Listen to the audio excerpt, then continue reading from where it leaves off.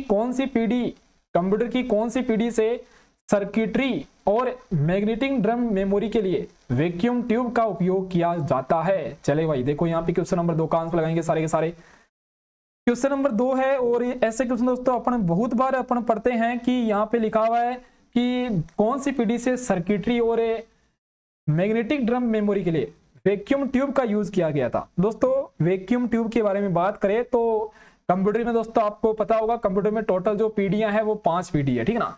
वैसे मैंने पहले भी दोस्तों बता रखा है लेकिन फिर से आज देखो अपन पढ़ने वाले हैं। जो पहली पीढ़ी है दोस्तों इसका जो निर्माण है वो 1944 से लेकर 1955 तक होता है और इसमें दोस्तों यूज किया गया था वैक्यूम ट्यूब का, ठीक ना। इसमें दोस्तों जो यूज किया गया जाता है दोस्तों वो वैक्यूम ट्यूब का यूज किया जाता है दोस्तों, ठीक ना। वैक्यूम ट्यूब का इसमें यूज किया जाता है। दोस्तों दूसरी जो पीढ़ी है देखो मैं इसका जो ईयर है वो लिखा रहा हूं क्योंकि पिछली बार सीईटी में दोस्तों ईयर से क्वेश्चन आया था। दूसरी पीढ़ी दोस्तों 1955 से 1964 तक है और इस पीढ़ी में जो यूज किया गया था दोस्तों ये ट्रांजिस्टर का प्रयोग किया गया था, ठीक ना। ट्रांजिस्टर का प्रयोग किया गया था। तीसरी पीढ़ी दोस्तों बात करें 1964 से लेकर 1975 तक दोस्तों तीसरी पीढ़ी है जिसमें दोस्तों आईसी का प्रयोग किया गया था। आईसी का पूरा नाम भी जरूर आपको पता होना चाहिए, इंटीग्रेटेड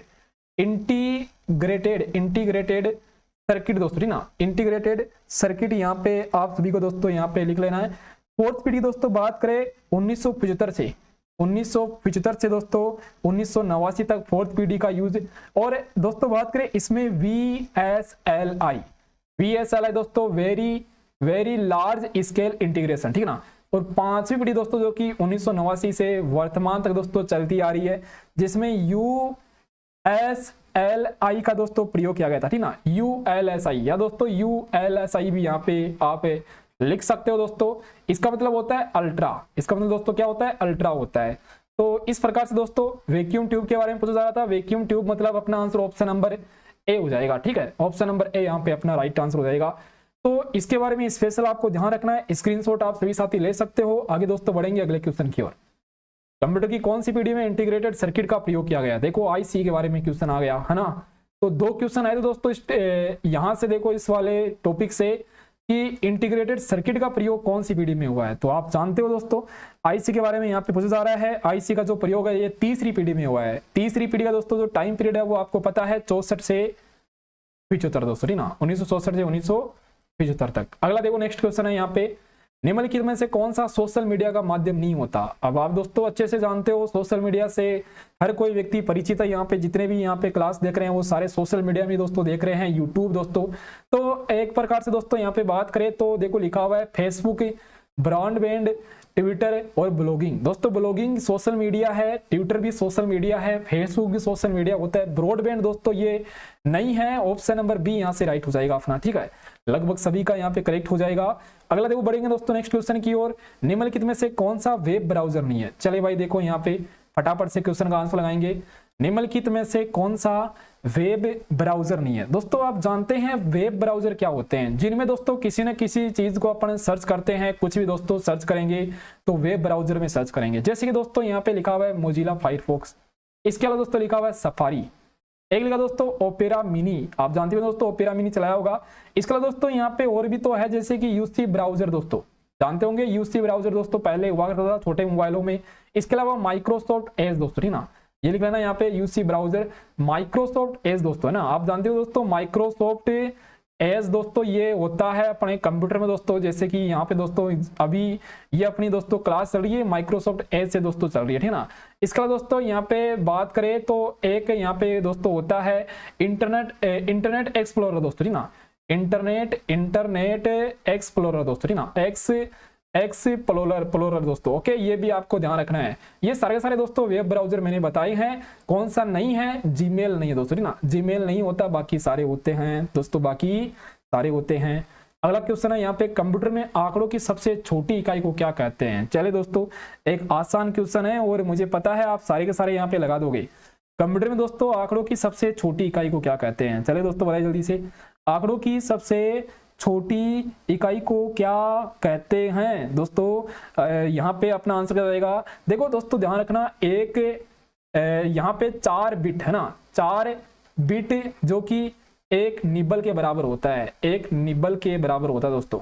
एंड आपने पढ़ा होगा 8 बिट, 8 बिट दोस्तों ये होता है 1 बाइट के बराबर दोस्तों ना, 1 बाइट के बराबर होता है। बाकी आप दोस्तों जानते हैं यहाँ पे जैसे कि 1024 बाइट, 1024 बाइट दोस्तों ये होता है किसके बराबर, 1 KB के बराबर दोस्तों ना। अब यहाँ पर 1024 KB दोस्तों ये होता है 1 MB के बराबर, ठीक है दोस्तों। इस प्रकार से ये श्रृंखला दोस्तों आगे बढ़ती रहती है और कहाँ तक दोस्तों चलती है, ये 1024 BB बराबर दोस्तों 1 GB दोस्तों। ये सारा का सारा दोस्तों अपन ने पहले कंप्यूटर की क्लास लगाई थी ग्रेजुएशन में, वो क्लास आप देख लेना, वो क्लास दोस्तों इंपॉर्टेंट है, बाकी ये वाली भी इंपॉर्टेंट है, ठीक है ना। कंप्यूटर में आंकड़ों की सबसे छोटी इकाई दोस्तों क्या कहते हैं, बिट कहा जाता है दोस्तों, ध्यान रखना ये इंपॉर्टेंट दोस्तों, ये इंपॉर्टेंट है। यहाँ पे आगे चलेंगे दोस्तों, अगला क्वेश्चन ये बताइए, स्टोरेज स्पेस के आकार के अनुसार कौन सा विकल्प यहाँ पे अवरोही क्रम में बताना है दोस्तों, ध्यान से देखना। पहला क्वेश्चन, अगर इससे पहला क्वेश्चन आपने ढंग से पढ़ा है तो इस क्वेश्चन का आंसर आपका सभी साथियों का क्या आएगा, एकदम राइट आएगा, ठीक है ना। चलिए बताइए, देखो क्वेश्चन है स्टोरेज स्पेस के अनुसार कौन सा विकल्प घटते हुए क्रम में है दोस्तों, घटता हुआ क्रम। आपको पता है दोस्तों MB, इसके अलावा KB, फिर बाइट और दोस्तों फिर निबल, सही है ना। ऑप्शन नंबर ए हो जाएगा यहाँ से आंसर, ठीक है ना। ऑप्शन ए यहाँ पे करेक्ट आंसर हो जाएगा, बाकी सारे गलत लिखे हुए थे। अवरोही का मतलब दोस्तों घटता होता है, आरोही का मतलब बढ़ता होता है। ऐसा क्वेश्चन दोस्तों ये हमने 1-2 दिन पहले ही किया है। अगला है तारों का एक समूह है जो बिट्स के एक समूह को ले जाता है, ध्यान से पढ़ना क्वेश्चन को। तारों का एक समूह है जो कि बिट्स के एक समूह को ले जाता है, यानी समांतर में, और एक संबंधित नियंत्रण योजना के रूप में जाना जाता है दोस्तों। उसे कहते हैं क्या, उसे दोस्तों क्या कहा जाता है, बताइए जल्दी से। हाँ जी, जितने भी साथी क्लास में आ गए एक बार क्लास को लाइक कर देना, लाइक कर दीजिएगा दोस्तों, क्लास को शेयर कर दीजिएगा। यहाँ पे अपना आंसर हो जाएगा बस, ठीक है दोस्तों। यहाँ पे अपना राइट आंसर क्या होगा, बस होगा, option number C, option C यहाँ पे दोस्तों राइट आंसर है। आगे बढ़ेंगे, अगला क्वेश्चन है माइक्रोसॉफ्ट एक्सेल का सूत्र दोस्तों किसके साथ में शुरू किया जाता है, एक बहुत इंपॉर्टेंट क्वेश्चन है। ऐसे क्वेश्चन दोस्तों अपन हम पढ़ेंगे। देखो माइक्रोसॉफ्ट एक्सेल, देखो दोस्तों बताते हैं CET 10+2 का आप लोग एग्जाम दोगे, कंप्यूटर के जो क्वेश्चन आएंगे ना, कंप्यूटर के दोस्तों जो क्वेश्चन आएंगे वो 10 क्वेश्चन आएंगे। 10 क्वेश्चन का मतलब है 20 नंबर का आपका ये सब्जेक्ट है, तो इसे सीरियस लेकर पढ़ना। और इंपॉर्टेंट टॉपिक है दोस्तों आज का, तो ये बहुत इंपॉर्टेंट सेशन होने वाला है, लास्ट तक जरूर देखना और लाइक शेयर में कमी मत रखना दोस्तों, जितना हो सकता है आपके लिए दोस्तों बिल्कुल क्लासेस लगाएंगे। माइक्रोसॉफ्ट एक्सेल दोस्तों ये लिखते हैं, सबसे पहले बराबर का साइन लिखते हैं, ठीक है ना, मेरी बात सुनना। सबसे पहले दोस्तों लिखते हैं अपन यहाँ पे इक्वल का साइन। अब दोस्तों अब आपको कुछ भी करना हो, जैसे कि दोस्तों डेट लगाना हो तो क्या लिखोगे दोस्तों, लिखोगे टुडे, ठीक है ना, क्या लिखोगे दोस्तों, टुडे। अब दोस्तों यहाँ पे कोष्ठक लगा दोगे, फिर क्या करोगे दोस्तों, एंटर लगा दोगे, एंटर। दोस्तों ये साइन होता है एंटर का, ठीक ना, ये साइन दोस्तों किसका होता है, एंटर का होता है दोस्तों, ये एंटर दबा दोगे। तो दोस्तों यहाँ पर ये फॉर्मूला होता है, तो फॉर्मूले के लिए दोस्तों सबसे पहले इक्वल लगाना होता है, ऑप्शन नंबर डी हो जाएगा आंसर, ठीक है ना। आगे देखो बढ़ेंगे दोस्तों अगले क्वेश्चन की ओर। कौन सी कंप्यूटर के एक श्रेणी नहीं है दोस्तों, चलिए बताइए जल्दी से। निम्नलिखित में से, ध्यान से पढ़ना, निम्नलिखित में से कौन सी कंप्यूटर की दोस्तों क्या है, कंप्यूटर की एक वर्ग श्रेणी नहीं है। अब ये क्वेश्चन दोस्तों आया है कंप्यूटर के प्रकार से, तो वैसे दोस्तों अपना पढ़ा हुआ है कि type of computer, types of computer दोस्तों, एक तो होता है डेटा के आधार पर, और दोस्तों एक होता है किसके आधार पर, बात करें यहाँ पे मूल्य के आधार पर दोस्तों, समता या मूल्य के आधार पर। दोनों के बारे में दोस्तों आज वापस से पढ़ लेते हैं। देखो डेटा के आधार पर दोस्तों जो कंप्यूटर होते हैं वो 3 प्रकार के होते हैं। पहला होता है एनालॉग, पहला दोस्तों कौन सा होता है, एनालॉग कंप्यूटर। दूसरा दोस्तों होता है डिजिटल कंप्यूटर, ठीक ना, डिजिटल कंप्यूटर दोस्तों। और तीसरा कौन सा होता है, हाइब्रिड होता है दोस्तों, कौन सा होता है, हाइब्रिड कंप्यूटर होता है। इधर दोस्तों समता के आधार पर अगर हम बात करें, पहला होता है सुपर कंप्यूटर, ठीक ना, सुपर जैसे कि दोस्तों अपना परम कंप्यूटर है यहाँ पे। दूसरा दोस्तों यहाँ पे बात करें मेन फ्रेम कंप्यूटर, ठीक ना, मेन फ्रेम कंप्यूटर दोस्तों। तीसरा यहाँ पर मिनी कंप्यूटर, ठीक ना, मिनी कंप्यूटर दोस्तों। एक होता है दोस्तों यहाँ पे माइक्रो कंप्यूटर, माइक्रो कंप्यूटर दोस्तों। और एक दोस्तों यहाँ पे बात करें, देखो 4 होते हैं यहाँ दोस्तों, यहाँ पे इसमें कितने होते हैं, 4 होते हैं। चारों के बारे में दोस्तों ध्यान रखना है। माइक्रो कंप्यूटर में दोस्तों कौन कौन से आते हैं, टेबलेट, लैपटॉप दोस्तों, ये सारे के सारे माइक्रो कंप्यूटर में आते हैं। तो अपना यहाँ पर माइक्रो, मिनी, मेन फ्रेम तो हो गया, पैरेलल नहीं होता दोस्तों, ये कंप्यूटिंग है दोस्तों, ये कंप्यूटर का प्रकार नहीं है, ये कंप्यूटर का दोस्तों क्या नहीं है, प्रकार नहीं है। इसलिए ऑप्शन नंबर ए, जिनका भी यहाँ पे आंसर आ रहा है वो एकदम सही लगा रहे हो, ठीक है। आगे बढ़ते हैं, अगला क्वेश्चन देखिए यहाँ से। कौन सा ऑडियो फाइल के वेद विस्तार के अनुरूप नहीं है दोस्तों, चलिए भाई बताइए यहाँ पे। निम्नलिखित में से कौन सा ऑडियो फाइल के वेद विस्तार के अनुरूप नहीं है, मतलब एक्सटेंशन की बात हो रही है यहाँ पे। ध्यान से दोस्तों मैं क्या बोल रहा हूँ आपको, यहाँ पे दोस्तों बात किसके बारे में हो रही है, एक्सटेंशन फाइल के बारे में बात हो रही है कि जो ऑडियो फाइल है ना दोस्तों, जो ऑडियो फाइल है, ऑडियो फाइल दोस्तों उसका एक्सटेंशन यहाँ पर क्या नहीं होता, .rar, .mp3, .mid, .wav दोस्तों ये भी होता है, ये भी होता है, mp3 भी होता है, RAR है ना, ये एक जिप फाइल होती है, ये दोस्तों क्या होती है, एक जिप फाइल होती है। इसलिए हमारा आंसर यहाँ से क्या होगा, ऑप्शन नंबर ए हो जाएगा। ठीक है ना, सभी का आंसर ऑप्शन नंबर ए आ रहा है। आगे दोस्तों बढ़ेंगे, अगला क्वेश्चन देखिए। ये क्वेश्चन देखो, ऐसा क्वेश्चन दोस्तों कि बाइनरी कोड पूछा जा रहा था दोस्तों। बाइनरी के बारे में आपने पढ़ा होगा, बाइनरी क्या होता है कि बाइनरी दोस्तों एक मेमोरी कार्ड होता है ना, मेमोरी, कंप्यूटर की मेमोरी, कंप्यूटर की मेमोरी में दोस्तों जो डेटा होता है ना, कंप्यूटर की मेमोरी में जो डेटा होता है उसको बाइनरी अंक के द्वारा प्रोसेस करते हैं। कंप्यूटर में जो मेमोरी होती है उसमें जो डेटा होता है उसे बाइनरी अंक के द्वारा प्रोसेस किया जाता है। बाइनरी अंक दोस्तों केवल दो ही होते हैं। बाइनरी अंक दोस्तों कितने होते हैं, केवल दो ही होते हैं, या तो 0 होगा या 1 होगा। ठीक है ना, यहाँ पर दोस्तों देखो 0 1 0 1 1 0 0 0, यहाँ पर केवल दो ही डिजिट आपको मिल रहा है। ध्यान रखना दोस्तों, बाइनरी डिजिट केवल दो ही होती है यहाँ पे। अब यहाँ पर देखना दोस्तों क्वेश्चन है, बाइनरी कोड एडिशन की बात हो रही है। एडिशन दोस्तों, बाइनरी कोड एडिशन, एडिशन मतलब योग, 2 और 3 का योग करोगे, आपको पता है दोस्तों कितना होता है, 5 होता है। इतना तो आप सभी कर लोगे यहाँ से, है ना। अब बोलोगे सर ये फॉर्मूला कैसे बनाए, यहाँ पर आंसर कैसे लाए, अरे दोस्तों कुछ भी नहीं है। देखो 5 है ना, 5, इसमें दोस्तों आपको लगाना है किसका भाग, इसका लगा सकते हो, 2 का भाग लगाना दोस्तों। 2 का ही क्यों लगाना दोस्तों, ये फॉर्मूला देखो निकालेंगे, 2 का भाग लगाओगे दोस्तों, यहाँ पर लिखना है आपको शेषफल। ठीक ना, यहाँ पर आपको क्या लिखना है, शेषफल लिखना है। अच्छा 2 का भाग लगाओ दोस्तों, कितनी बार जाएगा, 2 बार जाएगा, जाएगा ना पक्का।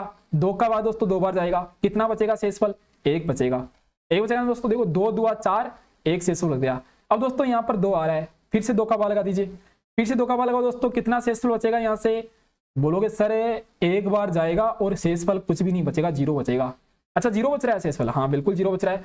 अब दोस्तों यहाँ पर अपना जो रिजल्ट है ना वो क्या निकला, रिजल्ट निकला देखो यहाँ से 1 0 1, क्या आ रहा है दोस्तों, 1 0 1 आ रहा है। लेकिन दोस्तों ध्यान रखना, यहाँ पर जोड़े बनाने होते हैं, क्या बनाने होते हैं, जोड़े। दोस्तों जोड़े बनाओगे तो 1 0 1 है, इसके आगे अगर आप 0 लगा दोगे कोई फर्क पड़ेगा क्या, मुझे बताइए, नहीं पड़ेगा सर, चाहे 0 कितना ही लगाओ दोस्तों, 1 ही 0 लगाना है, ज्यादा नहीं लगाना। 0 1 0 1 आंसर हो जाएगा यहाँ से। ठीक ना, यहाँ से आंसर क्या होगा, 0 1 0 1। बताओ इसमें कोई दिक्कत किसी को।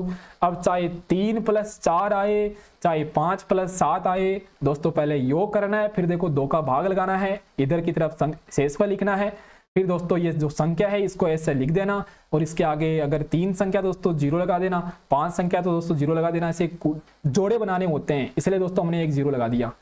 अगला क्वेश्चन देखिए, परिवर्तित कीजिए। एक और अच्छा क्वेश्चन दोस्तों, यहाँ पे एक और शानदार क्वेश्चन है, परिवर्तित कीजिए। यहाँ पर क्या करना है, आपको परिवर्तित करना है। अच्छा क्वेश्चन में लिखा हुआ है 1 0 1 1 1 0 दोस्तों, 1 0 1 1 1 0। देखो इसके जोड़े बनाओ दोस्तों। अब यहाँ पर 6 संख्या है, कितनी संख्या है, 6 संख्या है। 6 संख्या के जोड़े कितने तक के बनेंगे, बोलोगे सर जोड़े है ना हमेशा 2 2 2 बनते हैं, जोड़े कितने होते हैं, हमेशा 2 होते हैं। अब देखो दोस्तों 6 संख्या के जोड़े बनेंगे, 3 3 के जोड़े हो जाएंगे, कितने तक के होंगे, 3 3 के होंगे। अच्छा दोस्तों एक तो आ रहा है 101 और एक आ रहा है 110। ध्यान रखना दोस्तों 101 का कोड याद रखना पड़ेगा आपको, कितना होता है, 5 होता है। 110 का कोड कितना होता है दोस्तों, इसका कोड होता है दोस्तों 6, याद रखना पड़ेगा। जैसे कि बात करें 111 का कोड कितना होता है, 111 का कोड दोस्तों होता है 7, 111 का कोड कितना होता है, 7 होता है। जैसे कि दोस्तों बात करें 000 का कोड कितना होता है, 0 होता है। अब 5 और 6 आपको कहां पर दिख रहा है, बोलोगे सर यहाँ पर कोष्टक, यहाँ पर पर्सन चिन्ह। अब पर्सन चिन्ह की जगह क्या आएगा, 5 और 6 आएगा, जो कि ऑप्शन नंबर सी में है दोस्तों, जो कि ऑप्शन नंबर सी में है, इसलिए अपना यहाँ पे आंसर ऑप्शन नंबर सी हो जाएगा।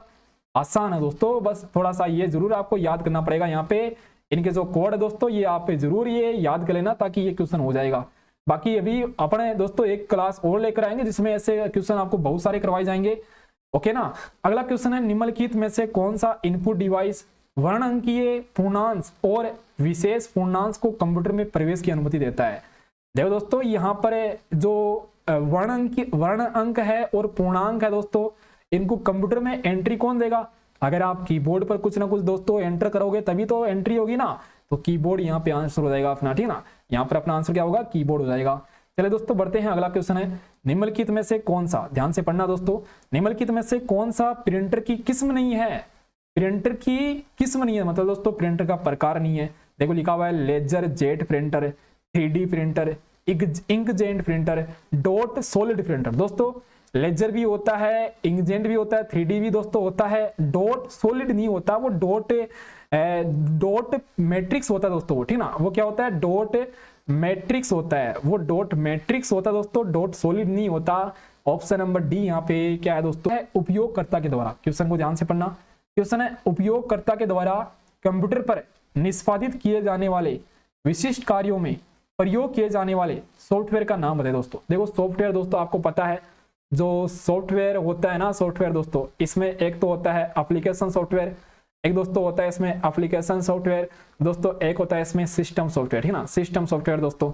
तो यहाँ पर बात हो रही दोस्तों, अच्छा आप बोलोगे सर यूटिलिटी सॉफ्टवेयर क्या होता है, ये दोस्तों कंप्यूटर के रख रखाव के कार्य के लिए, ठीक ना, ये रख रखाव में दोस्तों क्या होता है, सहायक होते हैं ये सॉफ्टवेयर। लेकिन यहाँ पर दोस्तों बात हो रही है निष्पादित किए जाने वाले विशिष्ट कार्यों में जो काम में लेते हैं उन्हें एप्लीकेशन सॉफ्टवेयर कहते हैं, उन्हें दोस्तों क्या कहते हैं, एप्लीकेशन सॉफ्टवेयर कहा जाता है। तो आंसर यहाँ से क्या होगा, ऑप्शन नंबर बी हो जाएगा। ठीक है, आगे दोस्तों बढ़े अगले क्वेश्चन की ओर। एक आसान क्वेश्चन है, बस इस क्वेश्चन को थोड़ा बड़ा दे दिया, बाकी है बहुत आसान क्वेश्चन। देखो ध्यान से पढ़ना क्वेश्चन को।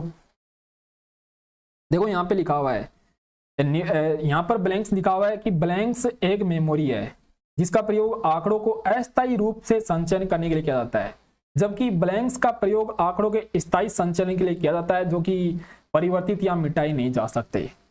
आपको दोस्तों पता है, एक तो देखो कंप्यूटर में जो मेमोरी होती है, एक तो होती है स्थायी मेमोरी और एक होती है अस्थायी मेमोरी, ठीक ना, दो प्रकार की मेमोरी होती है। यहाँ पर मेमोरी की बात हो रही थी, यहाँ पर है दोस्तों मेमोरी की बात हो रही थी, ठीक ना।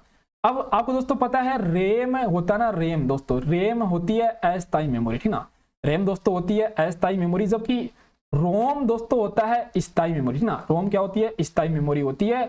मतलब लाइट कटने के बाद दोस्तों क्या है, जो डाटा है वो मिटते नहीं है। तो यहाँ पर जो अपना आंसर है वो रैम और रोम हो जाएगा। देखो यहाँ पर दोस्तों क्या आएगा, रैम आएगा और यहाँ पर क्या आएगा, रोम आएगा।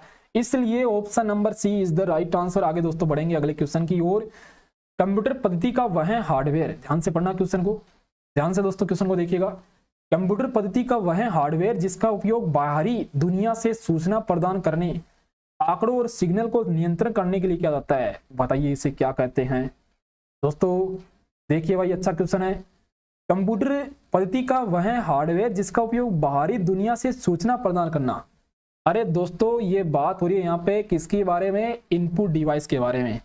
इनपुट डिवाइस दोस्तों क्या करेंगे, पहले सूचना प्रदान करेंगे, फिर दोस्तों उसको आगे सिग्नल को भेजेंगे, है ना। तो कुंजी पटल and mouse, option number A answer हो जाएगा। यहाँ से क्वेश्चन को पूछने का तरीका बहुत लाजवाब था, लेकिन हमारा दोस्तों आंसर है ना ये भी एकदम राइट आएगा, क्योंकि दोस्तों हमने ये सब कुछ चीजें पढ़ रखी है। ठीक है, आगे बढ़ेंगे अगला क्वेश्चन देखिएगा। टेलीफोन उपकरण का वह कौन सा भाग है, ध्यान से पढ़ना क्वेश्चन है, ये थोड़ा सा अच्छा क्वेश्चन है यहाँ पे। टेलीफोन उपकरण का वह कौन सा भाग है जो आवाज को स्वीकार करता है, ठीक है ना, आवाज को दोस्तों क्या करता है, स्वीकार करता है और उस सूचना को विद्युत चुंबकीय तरंगों के रूप में भेजता है। दोस्तों बताइए भाई जल्दी से। टेलीफोन उपकरण का वह कौन सा भाग है, आवाज को स्वीकार करता है और उस सूचना को विद्युत चुंबकीय तरंगों के रूप में भेजता है, उसे रिसीवर कहते हैं दोस्तों, ठीक ना। यहाँ पे कौन सा एमएस ऑफिस का एक स्प्रेडशीट प्रोग्राम है, दोस्तों बताइए जल्दी से। यहाँ पे क्वेश्चन ध्यान से पढ़िएगा, कौन सा निम्नलिखित में से कौन सा एमएस ऑफिस का स्प्रेडशीट प्रोग्राम होता है। एमएस वर्ड दोस्तों, पहले तो अपन बात करें एमएस वर्ड, ये एक वर्ड प्रोसेसिंग प्रोग्राम होता है, ठीक ना। ये दोस्तों क्या होता है, वर्ड प्रोसेसिंग प्रोग्राम होता है, ठीक है। इसके अलावा दोस्तों बात करें एमएस एक्सेल, एमएस एक्सेल यहाँ पे राइट आंसर हो जाएगा। स्प्रेडशीट प्रोग्राम होता है एमएस एक्सेल। दोस्तों बात करें यहाँ पे स्प्रेडशीट जो प्रोग्राम होता है वो कौन सा होता है, एमएस एक्सेल होता है। इसके अलावा यहाँ पे लिखा हुआ आ रहा है MS outlook, MS power point. Power point के बारे में दोस्तों ध्यान में, ये प्रेजेंटेशन का होता है दोस्तों, ना, ये प्रेजेंटेशन का दोस्तों होता है पावर पॉइंट, ठीक है। ये भी कई बार क्वेश्चन आता है, प्रेजेंटेशन करने के लिए पावर पॉइंट का यूज करते हैं, स्प्रेडशीट के लिए दोस्तों एक्सेल का यूज किया जाता है। चलिए बढ़ेंगे अगला क्वेश्चन यहाँ पे। निम्नलिखित में से कौन सा, ध्यान से देखिएगा क्वेश्चन को, निम्नलिखित में से कौन सा इनपुट उपकरण का उपयोग तापमान और आर्द्रता को इनपुट करने के लिए किया जाता है, क्वेश्चन है दोस्तों। क्वेश्चन बहुत ही बढ़िया है यहाँ पे। चलिए लगाइए आंसर क्या जाएगा आपका यहाँ पे।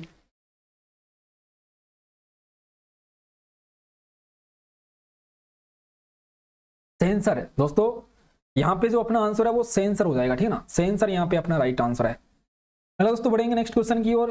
कंप्यूटर नेटवर्क का एक प्रकार होता है, बहुत बढ़िया क्वेश्चन है दोस्तों, बहुत ही शानदार क्वेश्चन है। देखो कंप्यूटर का जो नेटवर्क है दोस्तों, यहाँ से क्वेश्चन है, कंप्यूटर का नेटवर्क दोस्तों कौन सा इनमें से जो कि कंप्यूटर का एक नेटवर्क होता है, लिखा हुआ है स्टार, पेन, रिंग, बस। देखो दोस्तों बात करें, ये ऐसा क्वेश्चन मतलब बहुत ही अच्छा क्वेश्चन है, आपने पढ़ा होगा।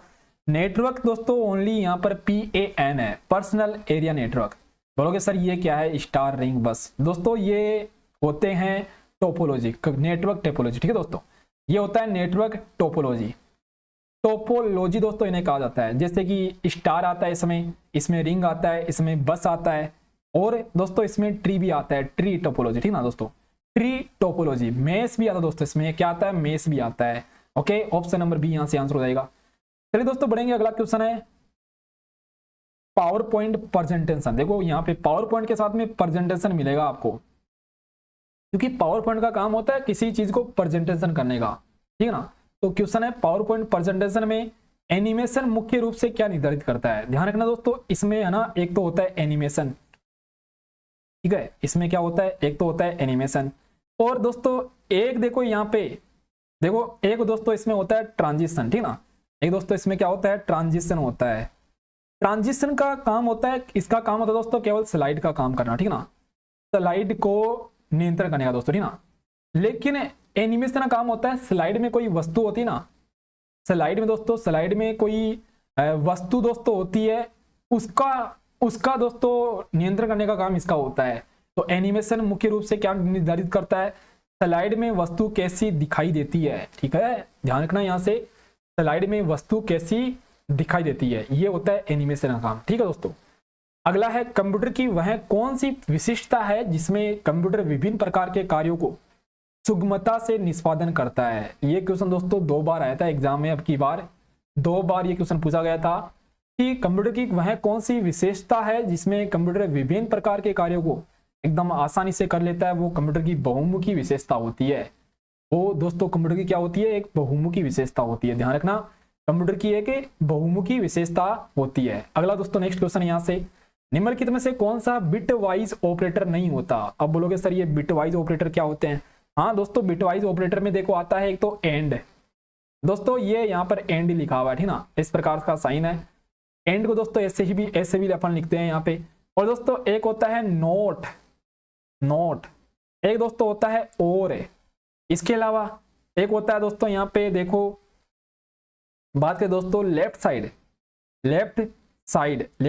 शिफ्ट दोस्तों, ठीक ना, लेफ्ट शिफ्ट। और दोस्तों एक होता है राइट शिफ्ट दोस्तों। अब देखो यहाँ पे लेफ्ट शिफ्ट, राइट शिफ्ट दोस्तों आपको सब मिलेंगे यहाँ से, लेकिन दोस्तों ये डॉट नहीं मिलेगा, डॉट मैंने थोड़ी ना बताया, यहाँ पर नहीं बताया दोस्तों, तो डॉट लिख दो यहाँ पे आंसर, डॉट अपना आंसर हो जाएगा दोस्तों ऑप्शन नंबर डी, ये बिटवाइज ऑपरेटर नहीं होता। बाकी दोस्तों ये सारे सारे क्या होते हैं, बिटवाइज ऑपरेटर होते हैं। ओके, आगे बढ़े अगले क्वेश्चन की ओर, ये बताइए दोस्तों, चलिए ध्यान से पढ़ना क्वेश्चन को। निम्नलिखित में से कौन कंट्रोल यूनिट के कार्यों का सर्वोत्तम वर्णन करता है। निम्नलिखित में से कौन कंट्रोल यूनिट के कार्यों का सर्वोत्तम वर्णन करता है। देखो जितने भी क्वेश्चन सीईटी ग्रेजुएशन में पूछे गए हैं सारे कर लेंगे दोस्तों, अभी 2-4 क्वेश्चन और है, लास्ट क्लास देखना आप। यहाँ पे कंट्रोल यूनिट के कार्यों का सर्वोत्तम वर्णन कौन करता है, तो ये कंट्रोल यूनिट में दोस्तों मेमोरी, प्रोसेसर, इनपुट, आउटपुट उपकरण के परिचालन का नियंत्रण करना। ऑप्शन नंबर बी होगा, कंट्रोल यूनिट का सर्वोत्तम वर्णन कौन करता है, मेमोरी, प्रोसेसिंग, इनपुट, आउटपुट, ये उपकरणों का परिचालन का नियंत्रण करना कंट्रोल यूनिट का मेन कार्य होता है।